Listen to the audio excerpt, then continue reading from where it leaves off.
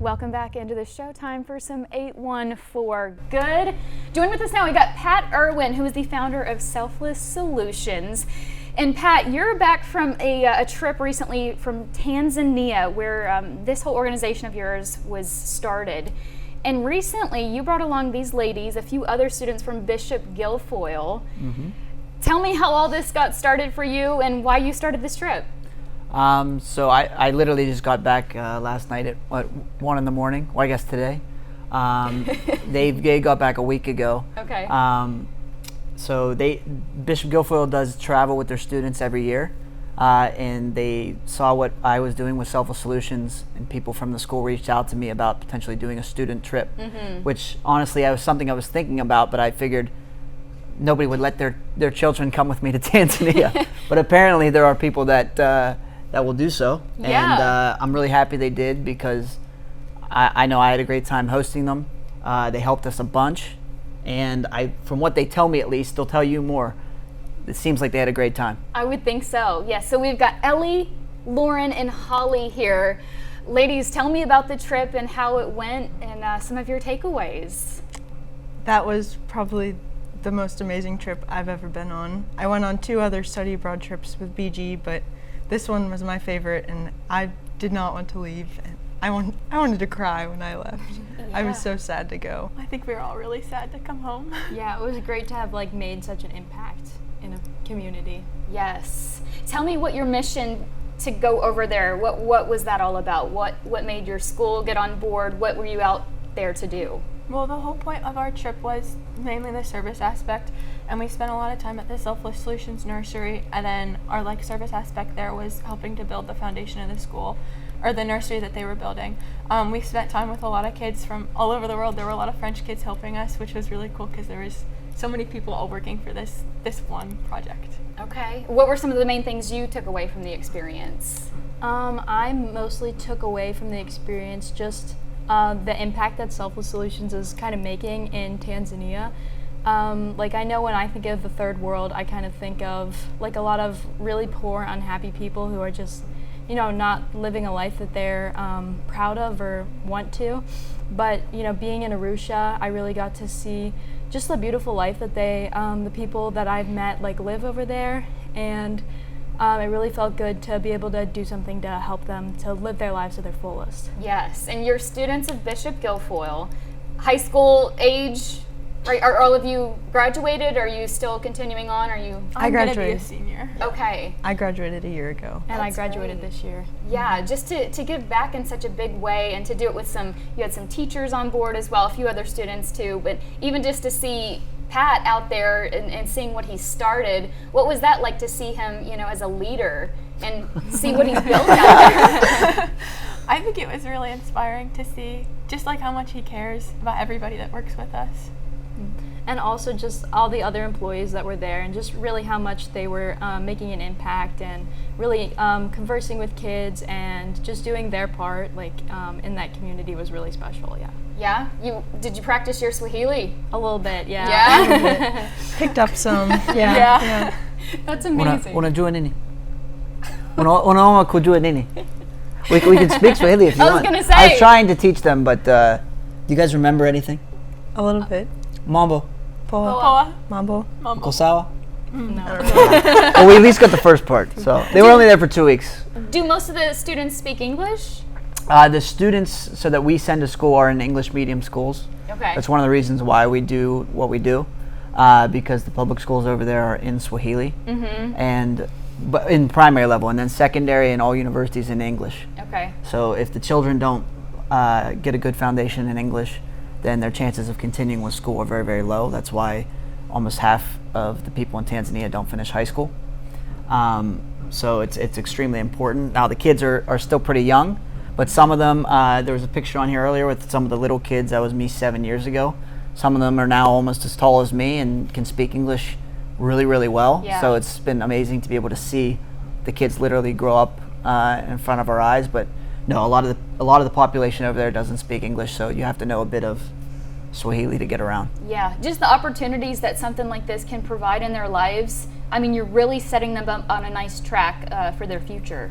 Well, yeah. So I mean, without what we do, the sponsorship, and now we're working with the public schools, but especially the sponsorship, their future, their lives will probably not be much different than their parents, which, you know, they're not necessarily all unhappy, but they are struggling. You know, they're living day to day.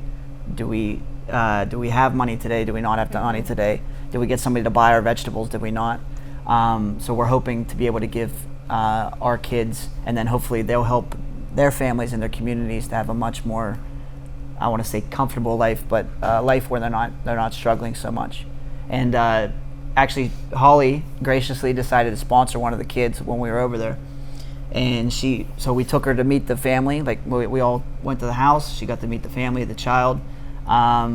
Maybe she could tell you a little bit about. What does that mean when you sponsor a child?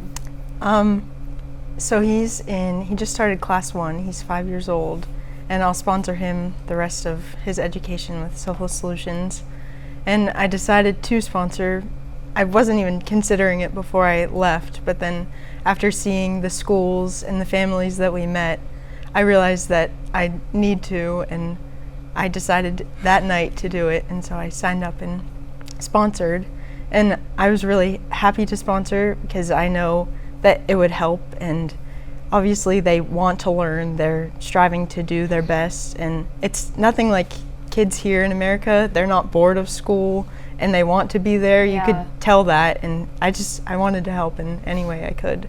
I think that was probably pretty eye-opening for all of you, just that perspective of what we take for granted here, and then you are placed in an environment like that where everything is just so different in the eyes of these kids. Yeah, it was crazy just to see how thankful everyone that we had met was, just how thankful they were that Selfless Solutions was working with them, that they could, just for the little that they had, to have been as thankful that they were. It's definitely eye-opening, especially from, you know, somewhere from America where we have so much but care about it so little. Mm-hmm. Yeah. You started this, back in 2019? Mm-hmm. That's pretty incredible. And the footprint since then, you just kind of keep expanding and growing in ways that you probably never imagined. Yes and no. So at the beginning, we were focused on growing, reaching more kids. But you know, I've had to learn a lot over the years about running an organization in general, and then running a nonprofit. I would say our focus now is more on the sustainability of what we're doing, and less on the growth. Although, you know, if we can continue to get people involved, like if we're taking people over there and they are, you know, helping us out, then we will be able to reach more people. But at this point, we're really focused on taking care of the children and families that we work with now. Yeah. With the vision of, you know, hopefully being able to expand in the future. Because like they were saying, we have a pretty special team that was built. It was not easy. Yeah. We went through a lot of iterations and a lot of changes, but now I feel like we're in a really good place where there's some ideas of things we can do in the future. I think they're going to make a really big impact, and the more people that we can get involved, I like these girls here, the more people we're going to be able to reach. Yeah, So, well, even here stateside, so just in a few weeks, you've got your big annual fundraiser, the Night Out in Africa event, which is a really fun way to raise some money. Yeah, yes. And so tell me about that and how people can get tickets if they want to support your cause. we have the tickets online, so if you go on our website or our social pages, there'll be a link to Eventbrite where you can purchase your tickets. This year is going to be even more special than the years previous. We are bringing in a DJ he lives in Pittsburgh, but he's originally from Kenya. He's bringing some musicians from Africa. We're also going to have an MC from Kenya who is, his background is a Maasai. He's a Maasai tribesman, so he's going to come and do a little storytelling. It's going to be a lot of fun, and it's one of our biggest fundraisers of the year. So a lot of what we're able to do comes from this fundraiser. So it's next Friday, June 27th, and I hope that you know, a lot of people see this and decide to come out. Yeah. This year too, we're going to be, and they had a chance to try some while they're over there, but it's very common for us to eat barbecued goat over there. So we're going to be roasting a whole goat. We're going to have a traditional nyama choma Swahili Tanzanian barbecue. Wow. So if you've never had goat, I never did before I went over there. now you can go try some here in Altoona in 2 weeks. There you go. I'd love, and everything's very on brand. You try to bring some of that culture and integrate it through this event. And again, if you are interested in grabbing tickets, we'll have details linked over on our website, WTAJ.